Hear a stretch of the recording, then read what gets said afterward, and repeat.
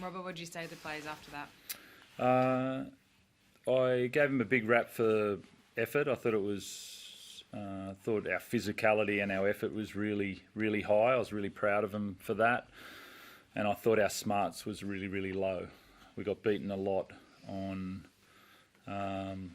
just on sort of some tackling for the most part. Fourth tackle in the first half was an issue. Tackling.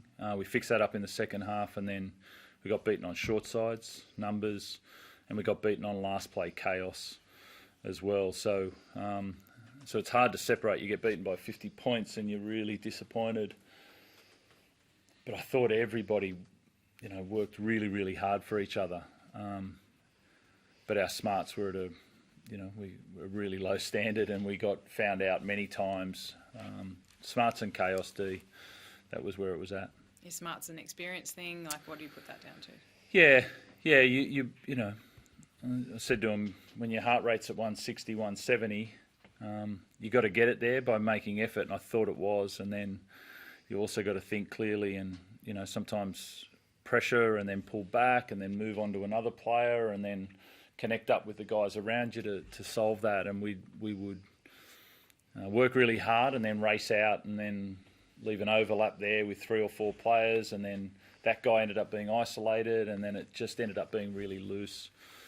So you got to make sure you separate it. Like, really, guys work really hard for each other tonight.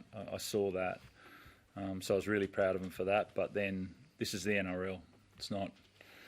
You have to make really good decisions under pressure and at different times. And if someone comes up with an option to stop that, they'll come up with a second option or a third option, and that's what those guys did. And you have to adapt to that. And we could do one of them with high effort, and then we couldn't adapt to the second option or the third option tonight. And yeah, that was the story of the game.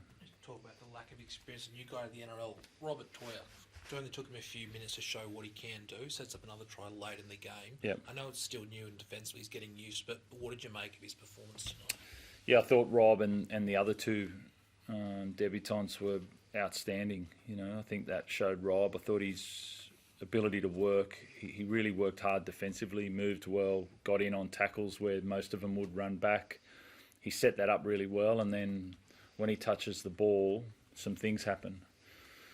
I'd like to double his touches. If we had more ball, if we could get more ball to him than what we did in a little bit of space, you can see that he's going to create some opportunities. Pretty ugly scenes early on with Victor. How is he?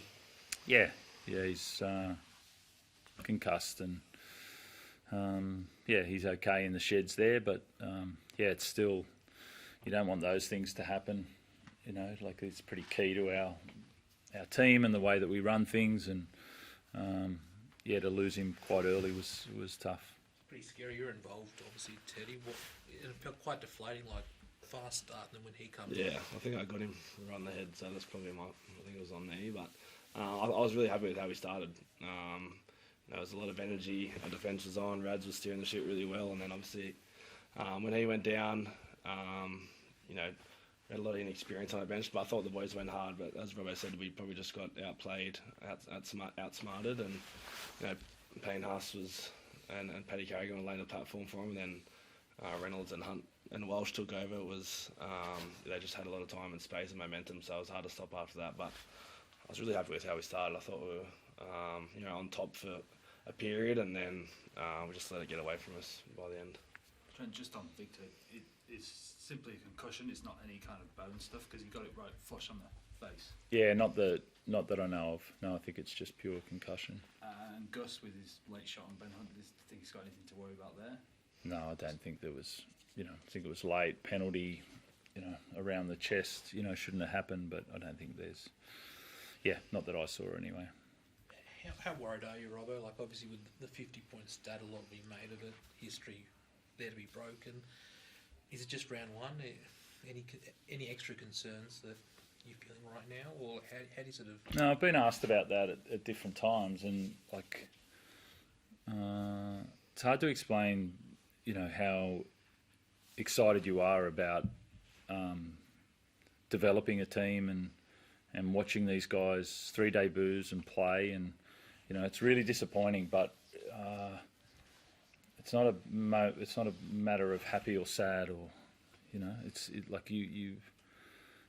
we've got to work hard, and this coaching's that you've got to make sure that you take it step by step, and I saw some things there that I liked, and we'll keep getting better as long as we keep our attitude where it needs to be, and we keep improving our smarts, and we keep belief in our team. So, I've been asked a bit about worried or the challenge or whatever. That's the beauty of it.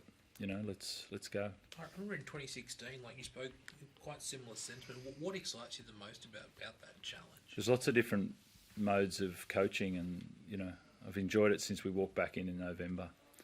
To work with these guys is a privilege, and it's just it's the building blocks of a team every single year is really exciting, and there's no different. You look at 50-odd points, and people are looking for happy, sad, angry, excited. That's not how it works. That's not how the process works. So, we'll get back in and review it and continue to get better. Are you expecting that back next week? No. What is the issue? He had an operation. We've had a couple of guys in hospital over the last couple of days in the forward pack, which has been really tough, outside of footy issues. So, we're missing those guys for a few weeks. But he's on the mend. They're both on the mend. Thanks, everyone. Thank you. Thanks.